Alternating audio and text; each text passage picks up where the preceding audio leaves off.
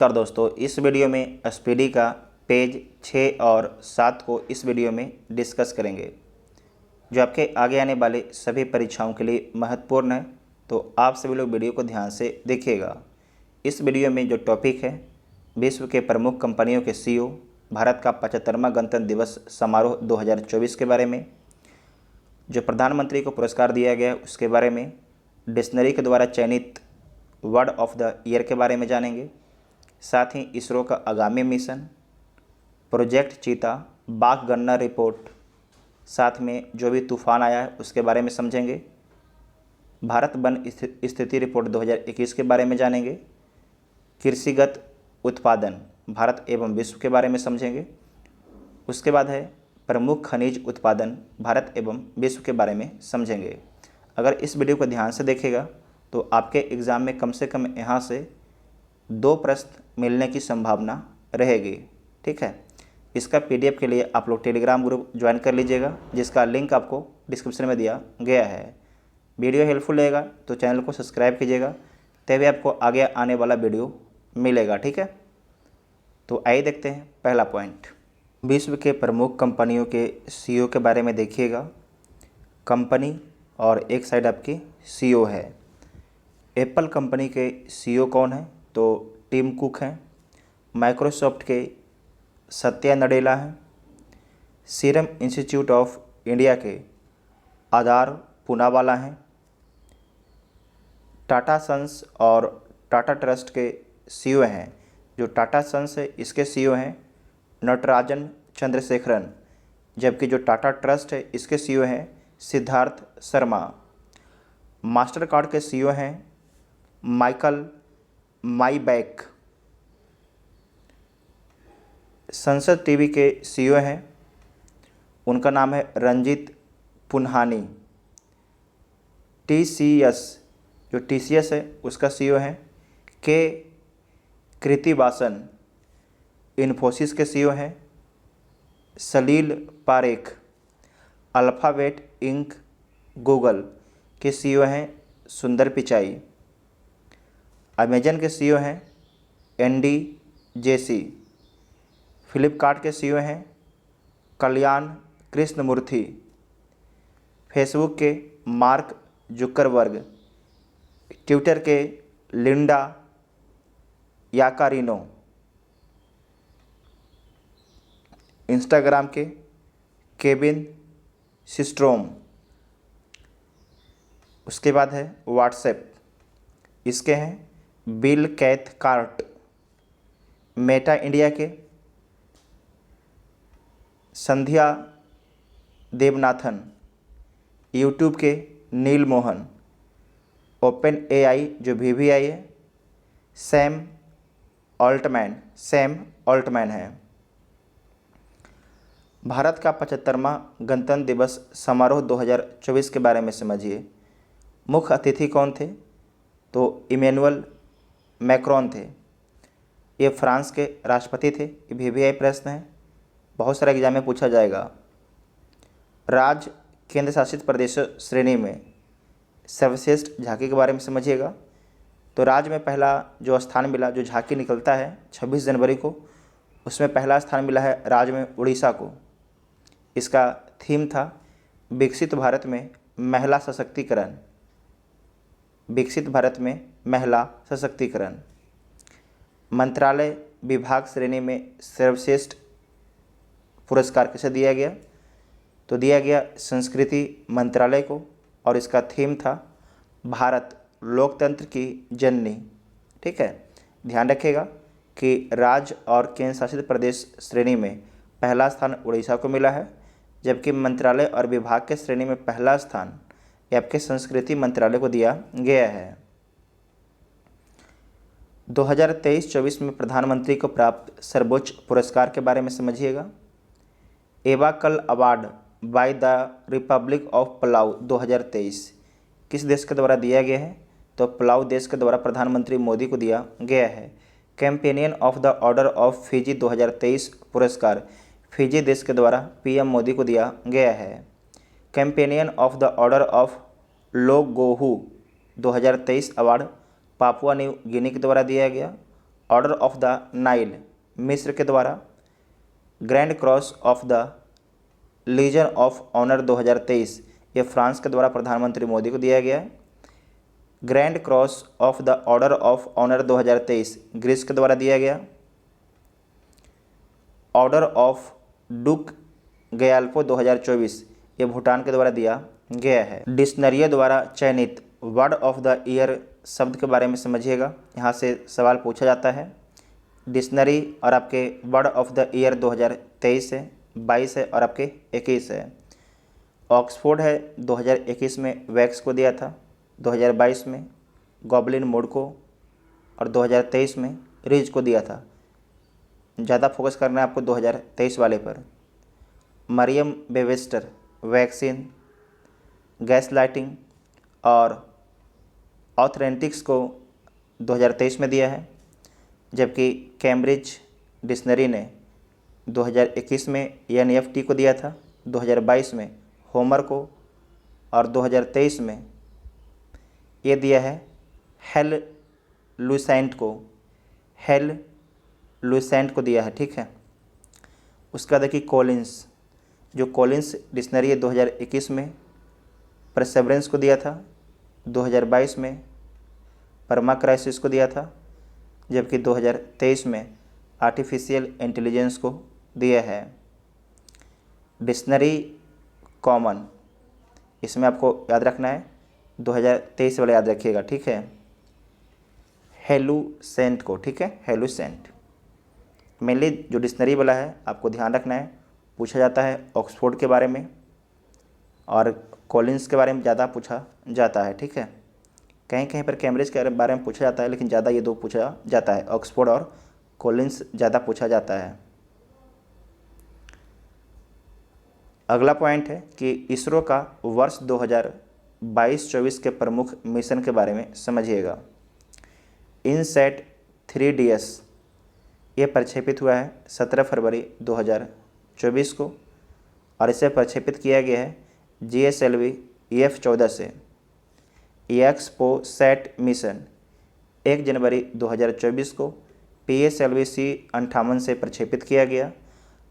गगनयान का पहला परीक्षण उड़ान 21 अक्टूबर 2023 को TB-D1 से प्रक्षेपित किया गया। आदित्य L1 ध्यान रखिएगा PSLV C-57 से 2 सितंबर 2023 को प्रक्षेपित किया गया था। DSSAR मिशन 30 जुलाई 2023 को PSLV C-56 से चंद्रयान 3 VVIA 14 जुलाई 2023 को LVM-3 से LVM-3M4 से, है ना। उसके बाद है कि NVS-01 को लॉन्च किया गया था 29 मई 2023 को GSLV F-12 से। उसके बाद है कि TE लियोस 22 अप्रैल 2023 को लॉन्च किया गया था PSLV C-55 से। वन वेव इंडिया 2 26 मार्च 2023 को लॉन्च व्हीकल मार्क 3 M3 से लॉन्च किया गया था। EOS-7 10 फरवरी 2023 को SSLV D2 से लॉन्च किया गया था। EOS-6 26 नवंबर 2022 को PSLV C-54 से लॉन्च किया गया था। उसके बाद है कि वन वेव इंडिया 1 23 अक्टूबर 2022 को लॉन्च व्हीकल मार्क 3 M2 से लॉन्च किया गया था, जबकि ये लॉन्च किया गया था लॉन्च व्हीकल मार्क 3 M3 से लॉन्च किया गया था। इसरो का आगामी मिशन, ये VVI पॉइंट है, यहाँ से सवाल पूछा जाता है। इसरो का आगामी मिशन गगनयान 1-2 जो है 2024 में प्रक्षेपित किया जाएगा। यह भारत का पहला मानव रहित अंतरिक्ष कार्यक्रम है। ये भारत का पहला जो है मानव रहित, इसमें मानव नहीं होगा, अंतरिक्ष कार्यक्रम है गगनयान 1-2। शुक्रयान 1 2024 में लॉन्च किया जाएगा शुक्र के वायुमंडल का अध्ययन करने के लिए। मंगलयान 2 2024 में लॉन्च किया जाएगा। मंगल ग्रह हेतु भारत का दूसरा इंटरप्लेनेटरी मिशन होगा, जो जाके चक्कर काटेगा मंगल का। निसार 2024 में लॉन्च किया जाएगा।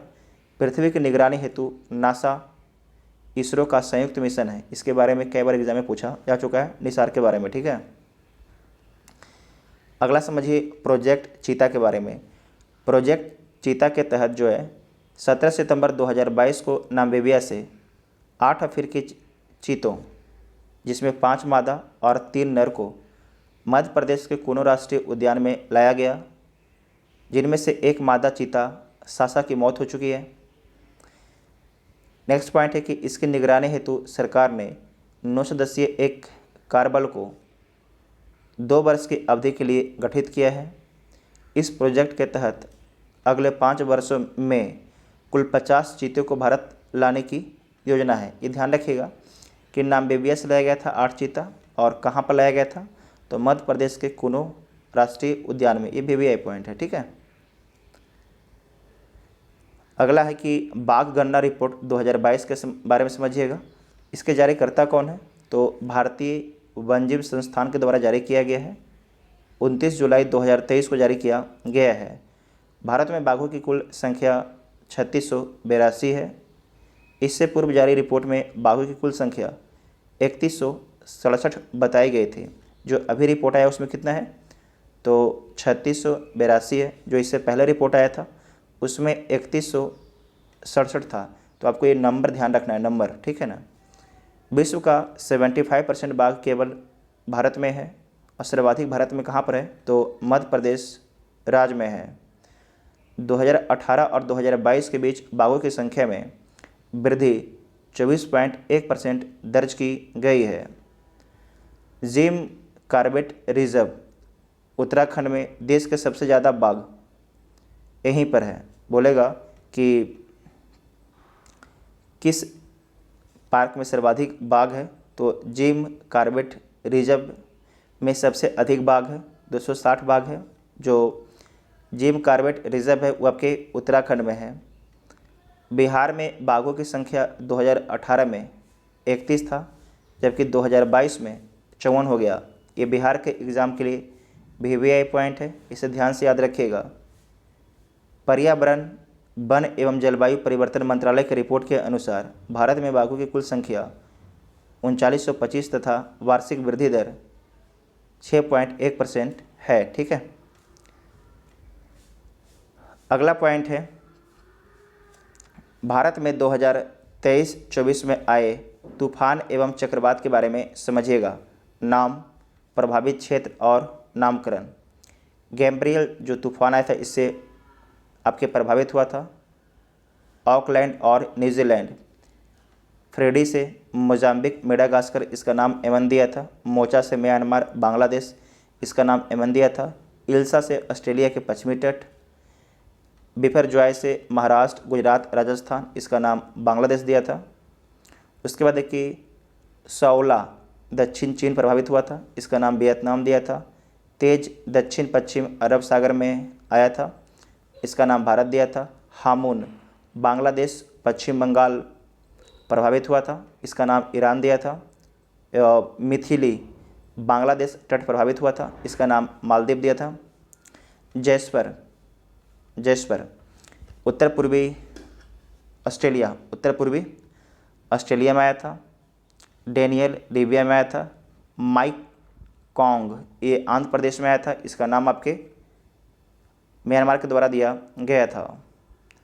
अगला पॉइंट है अल्बारो, ये मेडागास्कर के तट पर आया था, इसका नाम मोजाम्बिक दिया था। विश्व के शीर्ष 3 सुपर कंप्यूटर और भारत के शीर्ष 3 सुपर कंप्यूटर के बारे में समझिएगा। पहले समझिए विश्व के, तो जो विश्व का पहला सुपर कंप्यूटर है उसका नाम है फ्रंटियर जो अमेरिका का है। दूसरा है फुगाकू जो जापान का है। तीसरा है लूमी जो फिनलैंड का है। भारत का जो सबसे तेज है एरावत है जो पुणे में स्थापित है। परम सिद्धि ये भी पुणे में है, सेकेंड है। और तीसरा है प्रतीश जो IITM पुणे में लगा हुआ है, ठीक है। अगला पॉइंट है भारत वन स्थिति रिपोर्ट 2021 के बारे में समझिएगा। तो पर्यावरण और वन मंत्री भूपेंद्र यादव ने 13 जनवरी 2022 को भारत में वन क्षेत्र की स्थिति रिपोर्ट 2021 जारी किया। और आपको ध्यान रखना है जो 2021 जारी किया गया 2022 में, वो आपके 17वीं रिपोर्ट था। परीक्षा उपयोगी महत्वपूर्ण तथ्य के बारे में समझिएगा।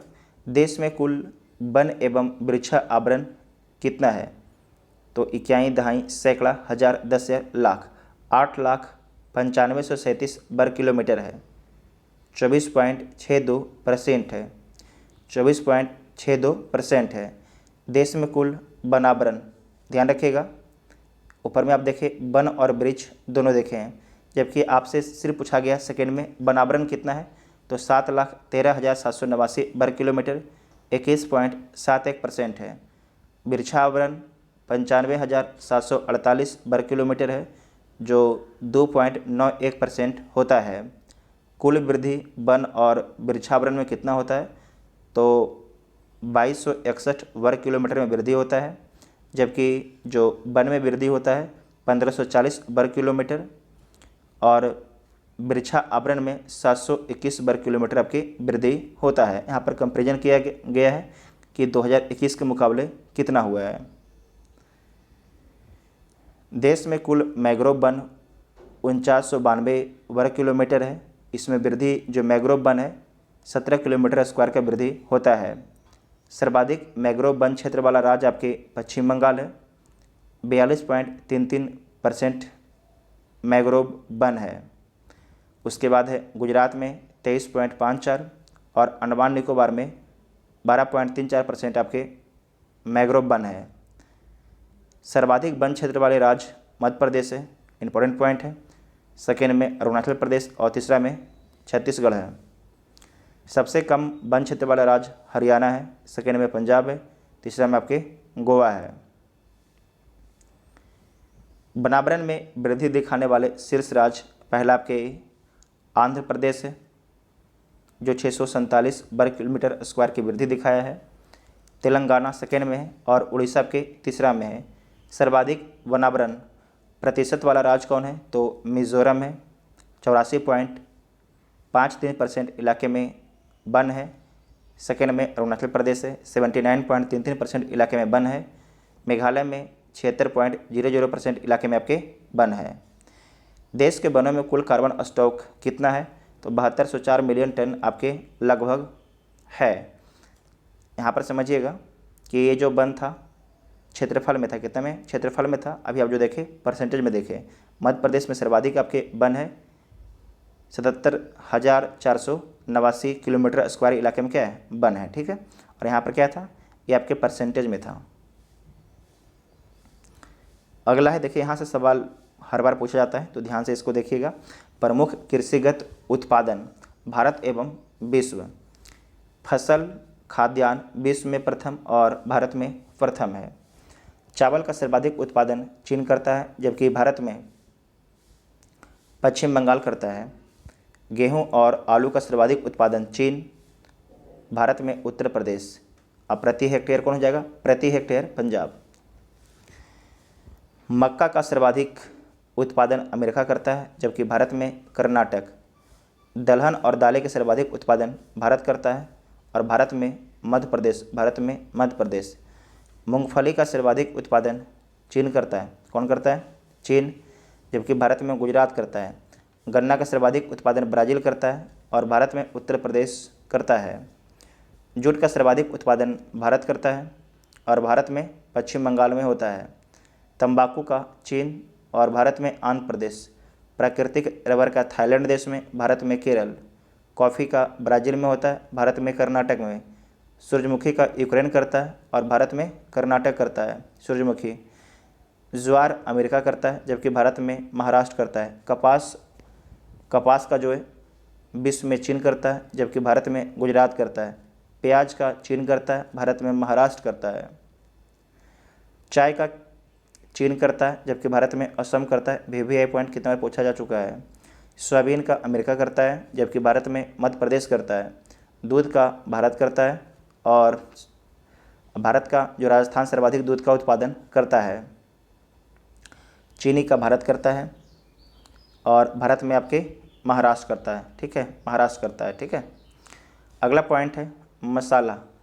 क्या है? मसाला। मसाला का भारत करता है और जो सर्वाधिक मसाला का उत्पादन होता है वो आपके मध्य प्रदेश में होता है। कहाँ पर होता है? मध्य प्रदेश में होता है। देखिए, प्रमुख खनिज उत्पादन भारत एवं विश्व में समझिएगा। खनिज विश्व में प्रथम और भारत में प्रथम। कोयला का सबसे बड़ा उत्पादक देश चीन, भारत में छत्तीसगढ़। हीरा का रूस, जबकि भारत में मध्य प्रदेश। तांबा का चिली, भारत में मध्य प्रदेश। लौह अयस्क का सर्वाधिक उत्पादन ऑस्ट्रेलिया, जबकि भारत में उड़ीसा। चांदी का मोरक्को में, जबकि भारत में राजस्थान में सर्वाधिक उत्पादन किया जाता है। कच्चा तेल, जो कच्चा तेल है उसका सर्वाधिक उत्पादन अमेरिका में होता है, जबकि भारत में राजस्थान में होता है। प्राकृतिक गैस का रूस में, जबकि भारत में असम में। बॉक्साइट का ऑस्ट्रेलिया में, भारत में उड़ीसा में। मैग्नीज के दक्षिण अफ्रीका में, जबकि भारत में मध्य प्रदेश में। सोना का चीन में, जबकि भारत में कर्नाटक में। अबरक का चीन और भारत में आंध्र प्रदेश। यूरेनियम का कजाकिस्तान, जबकि भारत में आंध्र प्रदेश सर्वाधिक यूरेनियम का उत्पादन करता है। टंगस्टन का चीन करता है, जबकि भारत में आंध्र प्रदेश का। कैडमियम का आपके चीन करता है, जबकि भारत में आंध्र प्रदेश करता है। निकेल का इंडोनेशिया करता है, भारत में उड़ीसा करता है। क्रोमाइट का दक्षिण अफ्रीका करता है, जबकि भारत में उड़ीसा करता है। टीन का चीन करता है, जबकि भारत में छत्तीसगढ़ करता है। सीसा का चीन करता है, जबकि भारत में राजस्थान करता है। प्लेटिनम के दक्षिण अफ्रीका करता है, जबकि भारत में उड़ीसा करता है। तो इतना ध्यान में आपको रखना है। यहाँ से एक न एक सवाल हर एग्जाम में पूछा जाता है।